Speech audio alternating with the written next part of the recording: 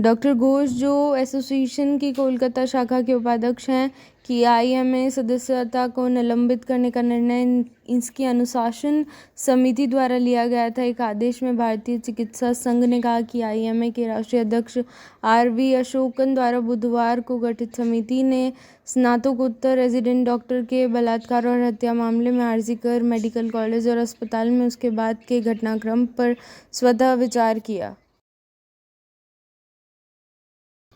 छत्रपति शिवाजी महाराज की मूर्ति घटना पर महाराष्ट्र के डिप्टी सीएम देवेंद्र फडणवीस का कहना है, मुझे लगता है कि इस घटना पर किसी को भी राजनीतिक नहीं करना चाहिए। यह घटना हम सभी के लिए दुर्भाग्यपूर्ण है। यह बहुत दुखद घटना है। इसकी उचित जांच होनी चाहिए और दोषियों के खिलाफ कार्यवाही होनी चाहिए और उस स्थान पर फिर से एक भव्य मूर्ति स्थापित की जानी चाहिए। नौसेना ने इस मामले को गंभीरता से लिया और एक जांच समिति बनाई। समिति ने वहां का दौरा किया और नौसेना मामले की जांच करेगी और उचित कार्यवाही करेगी। विपक्ष को ऐसी सस्ती राजनीति नहीं करनी चाहिए। शरद पवार एक वरिष्ठ नेता हैं, उन्हें भी पता है कि यह मूर्ति नौसेना ने लगाई है, इसे राज्य सरकार ने नहीं लगाया है। भ्रष्टाचार कहीं भी स्वीकार्य नहीं है। हम भ्रष्टाचार का विरोध करते हैं। अगर पवार साहब ऐसा बयान देते हैं तो मुझे आश्चर्य होता है, क्या पवार साहब ऐसे बयान देकर भ्रष्टाचार का समर्थन करते हैं। पश्चिम बंगाल की मुख्यमंत्री ममता बनर्जी की टिप्पणी पर असम के जेल संसाधन मंत्री पीयूष हाजरिका ने कहा, वह हमें डरा धमका नहीं सकती। वह अपने राज्य में कानून व्यवस्था को नियंत्रित नहीं कर सकती और हमें धमका रही हैं। असम में ऐसा नहीं होगा, मैं आपको आश्वस्त कर रहा हूं। मैं ममता बनर्जी से अनुरोध करना चाहूँगा, वह बहुत वरिष्ठ नेता हैं और लंबे समय से सीएम हैं। उन्हें पता होना चाहिए कि सार्वजनिक रूप से कैसे बोलना है। मैं इनकी गंभीरता से निंदा करता हूं। मैं आपको आश्वस्त कर सकता हूं कि वह असम में कुछ नहीं कर सकती जब तक कि यहां भाजपा की सरकार है और हेमंत बिस्वा शर्मा सीएम है। ममता बनर्जी के बयान पर असम के सीएम हेमंत बिस्वा ने कहा, असम को धमकी देने की आपकी हिम्मत कैसे हुई।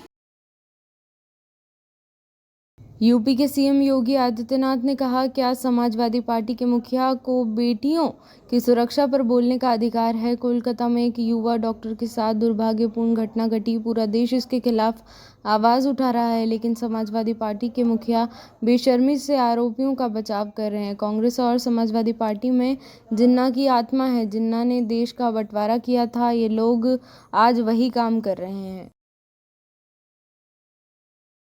17वें भारत इजरायल विदेश कार्यालय परामर्श का आयोजन 28 अगस्त 2024 को नई दिल्ली में किया गया। भारत इजरायल रणनीतिक साझेदारी की मजबूती पर विचार करते हुए दोनों पक्षों ने द्विपक्षीय हितों के विभिन्न मुद्दों पर गहराई से चर्चा की और द्विपक्षीय प्रयासों को संपूर्ण दायरे की समीक्षा की। दोनों पक्षों ने पश्चिम एशिया और हिंद प्रशांत क्षेत्र में मौजूदा स्थिति पर भी विचार साझा किया। 7 अक्टूबर को इजरायल पर हुए आतंकी हमले की भारत की कड़ी और स्पष्ट निंदा दोहराते हुए विदेश सचिव ने सभी बंधकों की बिना शर्त और तत्काल रिहाई, युद्ध विराम, निरंतर मानवीय सहायता की आवश्यकता और अंतर्राष्ट्रीय मानवीय कानून का पालन करने का आह्वान किया।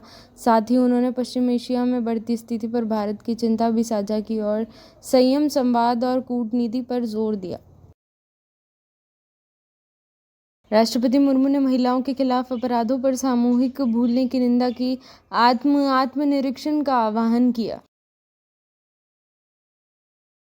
केंद्रीय ने राजविंदर सिंह भट्टी आईपीएस को महानिदेशक केंद्रीय औद्योगिक सुरक्षा बल के पद पर 30 सितंबर 2025 को उनकी सेवानिवृत्ति की तारीख तक के कार्यकाल के लिए नियुक्त किया है और दलजीत सिंह चौधरी आईपीएस को, जो वर्तमान में महानिदेशक एसएसबी के रूप में कार्यरत हैं, को महानिदेशक सीमा सुरक्षा बल के पद पर 30 नवंबर 2025 को उनकी सेवानिवृत्ति की तारीख तक के कार्यकाल के लिए नियुक्त किया गया है। झारखंड के पूर्व मुख्यमंत्री चंपई सोरेन ने झारखंड मुक्ति मोर्चा की प्राथमिक सदस्यता और सभी पदों से इस्तीफा दे दिया है। वे 30 अगस्त को भाजपा में शामिल होंगे। वडोदरा में कीर्ति मंदिर सरकारी क्वार्टर में बचाव अभियान जारी है, क्योंकि भारी बारिश के कारण बाढ़ जैसी स्थिति के बीच कई लोग फंसे हुए हैं।